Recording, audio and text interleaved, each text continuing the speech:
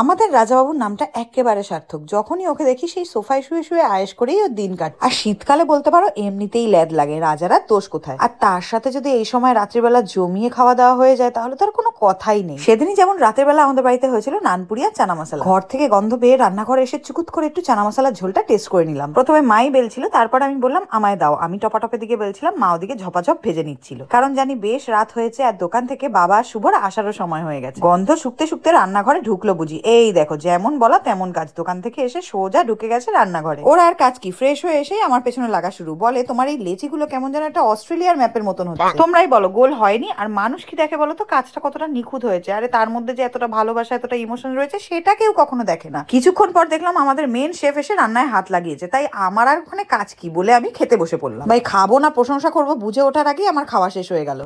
এরপর খেতে বসে পড়েছিল বাবা আর শুভ, আর বলছিল যে আজকে মা শেফ আর বাবা শেফ দুজনের হাতে নানপুরি টেস্ট করে দেখবো। টেস্ট করার পর শুভ একটাই কথা বলছিল, আরে একই তো লাগছে, কিন্তু মা একটুখানি অন্য উত্তর আশা করছিল ছেলের কাছ থেকে। আসলে আমরা মেয়েরা নিজেদের প্রশংসা শুনতে একটু বেশি ভালোবাসি, কি বলো মেয়েরা?